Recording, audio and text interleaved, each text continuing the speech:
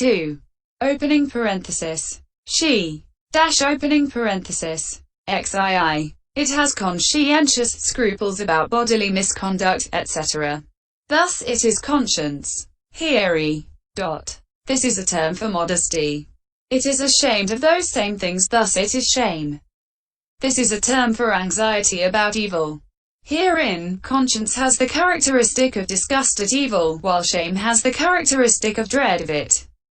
Conscience has the function of not doing evil, and that in the mode of modesty, while shame has the function of not doing it, and that in the mode of dread. They are manifested as shrinking from evil in the way already stated. Their proximate causes are self-respect and respect of others respectively. A man rejects evil through conscience out of respect for himself, as the daughter of a good family does. He rejects evil through shame out of respect for another, as a courtesan does. But these two states should be regarded as the guardians of the world. See Herein 51. Section 143. Opening parenthesis. XIII. Dash opening parenthesis. XV. By its means they are not greedy, or it itself is not greedy, or it is just the mere not being greedy, thus it is non-greed. The same method applies to non-hate and non-delusion. If these, non-greed has the characteristic of the mind's lack of desire for an object, or it has the characteristic of non-adherence, like a water drop on a lotus leaf. Its function is not to lay hold, like a liberated bhikkhu. It is manifested as a state of not treating as a shelter, like that of a man who has fallen into filth. Non-hate has the characteristic of lack of savagery, or the characteristic of non-opposing, like a gentle friend. Its function is to remove annoyance, or its function is to remove fever, as sandalwood does.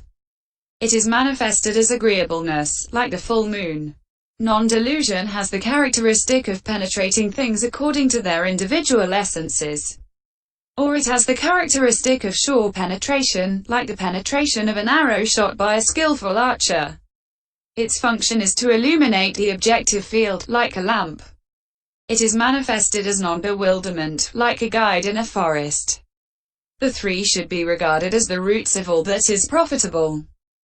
Section 144. Opening parenthesis.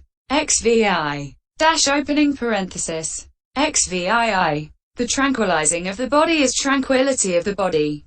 The tranquilizing of consciousness is tranquility of consciousness. And here body means the three mental aggregates, feeling, perception and formations.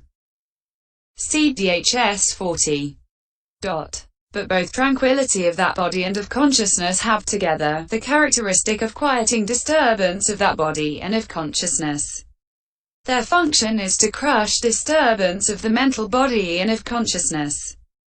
They are manifested as inactivity and coolness of the mental body and of consciousness. Their proximate cause is the mental body and consciousness. They should be regarded as opposed to the defilements of agitation, etc., which cause unpeacefulness in the mental body and in consciousness.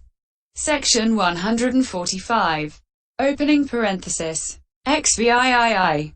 Dash opening parenthesis. XIX. The light, quick, state of the mental body is lightness of the body.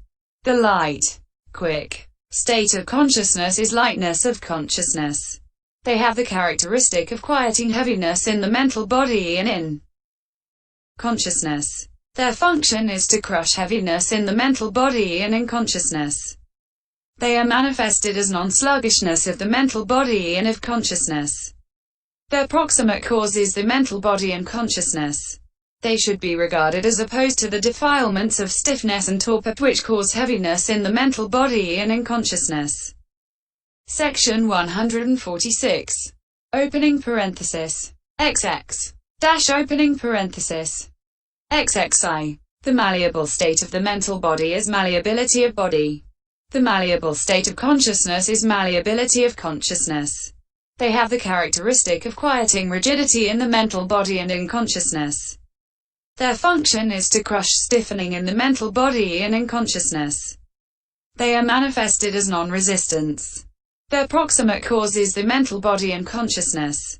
They should be regarded as opposed to the defilements of views, conceit, pride, etc., which cause stiffening of the mental body and of consciousness. Section 147. Opening parenthesis. XXII. Dash opening parenthesis. 23. The wieldy state of the mental body is wieldiness of body. The wieldy state of consciousness is wieldiness of consciousness.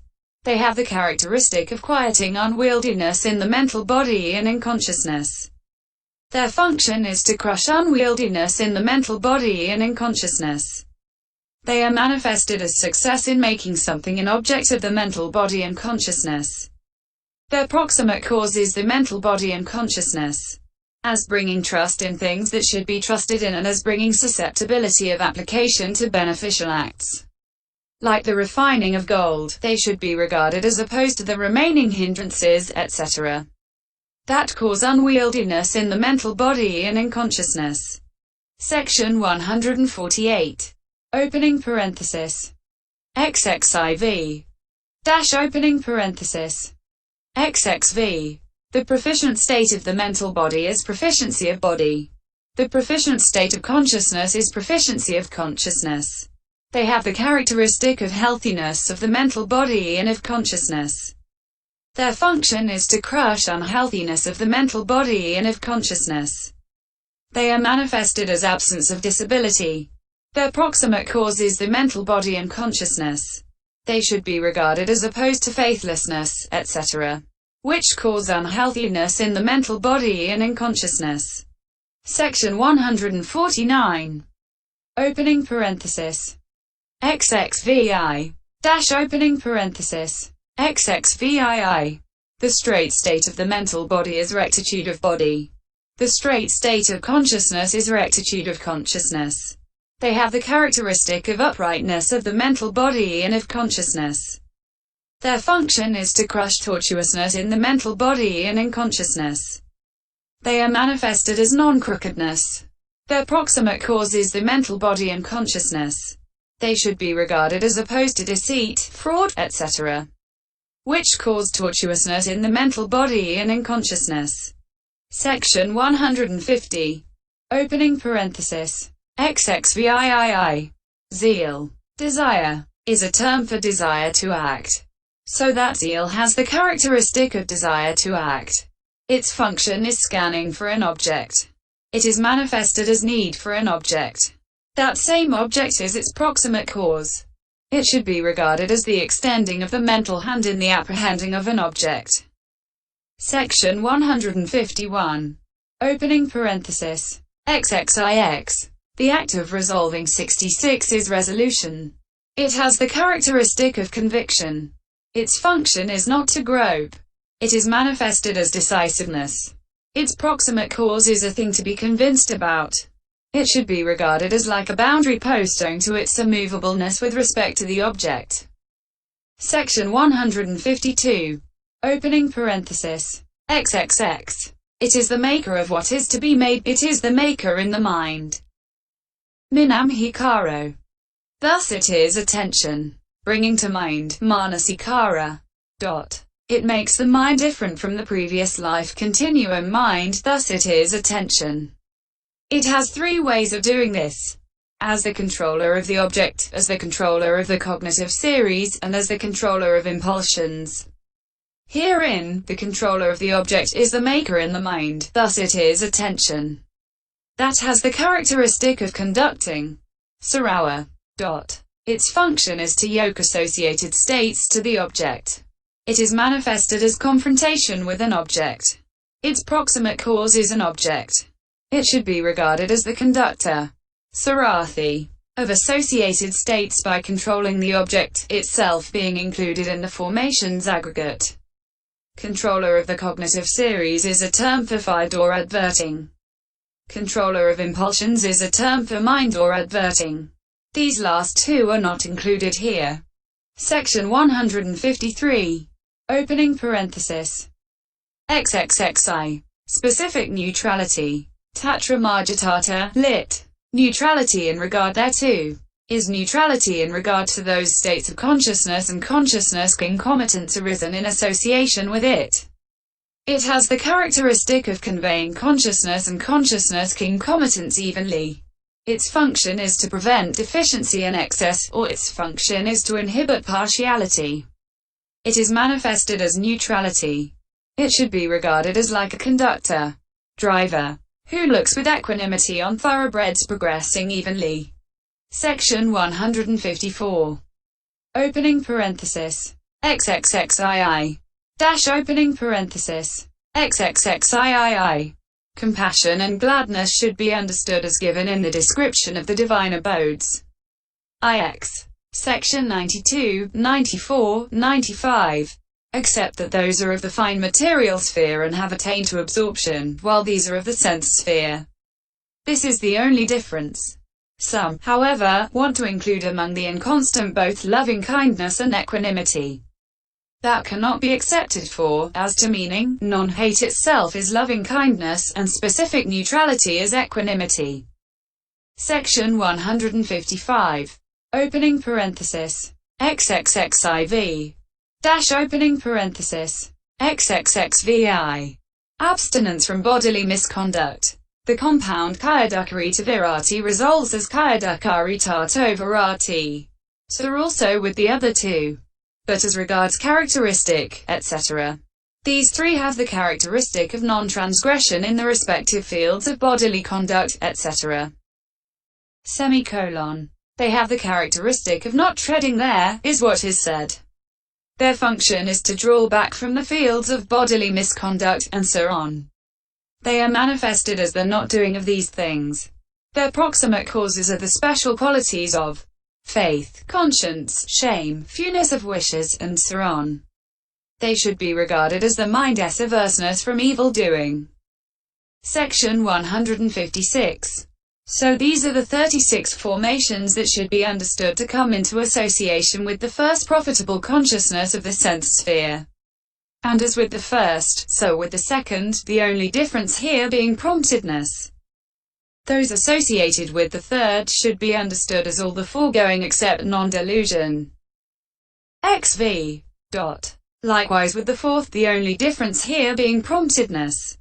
All those stated in the first instance, except happiness, v. come into association with the fifth. Likewise with the sixth, the only difference here being promptedness. Those associated with the seventh should be understood as the last except non-delusion. XV. Likewise with the eighth, the only difference here being promptedness. Section 157. All those stated in the first instance, except the three abstinences XXXIV, XXXVI, come into association with the first of the fine material profitable kinds of consciousness. With the second applied thought, E is also lacking. With the third sustained thought, IV is also lacking.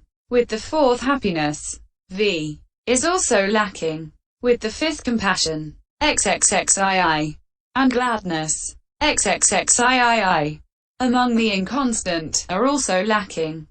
In the case of the four kinds of immaterial profitable consciousness, these are the same as the last mentioned, for it is only the immaterialness that is the different here. Section 158. As regards the supramundane. Firstly, in the case of the path consciousness having the first jhana, they should be understood to be as stated in the case of the first fine material sphere consciousness. The paths classed as belonging to the second jhana, etc., should be understood to be as stated in the cases respectively of the second fine material sphere jhana, and so on. But the difference here is absence of compassion, XXXII, and gladness, XXXIII. Constancy of the abstinences, XXXIV, XXXVI, and supramundaneness. Section 159. 2. As regards the unprofitable, there are firstly 17 associated with the first unprofitable consciousness rooted in greed, that is to say, 13 constant given in the texts as such. See DHS section 365. And 4 or whatever states. Herein, the 13 given are such are these: contact, I, volition, E, applied thought, E, sustained thought, IV, happiness, V, energy, Vi, life, VII, comma, concentration, VIII, comma, opening parenthesis, XXX VII, consciencelessness, opening parenthesis, XXX VIII, shamelessness, opening parenthesis, XXXIX, greed, XL, delusion, opening parenthesis, XLI, wrong view. The four or whatever states are these: zeal, XXVIII, resolution, XXIX, comma, opening parenthesis, XLII, agitation, attention, XXX, dot. Section 160. Herein, XXXVII. It has no conscientious scruples, thus it is consciencelessness. Opening parenthesis, XXXVII. It is unashamed, thus it is shamelessness. If these consciencelessness has the characteristic of absence of disgust at bodily misconduct, etc. Or it has the characteristic of a modesty. Shamelessness has the characteristic of absence of dread on their account, or it has the characteristic of absence of anxiety about them. This is in brief here. The detail, however, is the opposite of what was said above under conscience. She and shame, XII. Dot. Section 161. Opening parenthesis, XXXIX. By its means they are greedy, or it itself is greedy, or it is just the mere being greedy, thus is it greed. Opening parenthesis, XL. By its means they are deluded, or it itself is deluded, or it is just the mere being deluded, thus it is delusion. Section 162. If these greed has the characteristic of grasping an object, like bird lime, lit. Monkey lime. Dot. Its function is sticking, like meat put in a hot pan. It is manifested as not giving up, like the dye of lamp black. Its proximate cause is seeing enjoyment in things that lead to bondage. Swelling with the current of craving, it should be regarded as taking beings with it to states of loss, as a swift-flowing river does to the great ocean. Section 163. Delusion has the characteristic of blindness, or it has the characteristic of unknowing. Its function is non-penetration, or its function is to conceal the individual essence of an object. It is manifested as the absence of right theory. CCH 17, section 52. Or it is manifested as darkness. Its proximate cause is unwise, unjustified attention. It should be regarded as the root of all that is unprofitable. Section 164. Opening parenthesis. XLI. By its means they see wrongly, or it itself sees wrongly, or it is just the mere seeing wrongly, thus it is wrong view. Its characteristic is unwise, unjustified interpreting. Its function is to presume. It is manifested as wrong interpreting. Its proximate cause is unwillingness.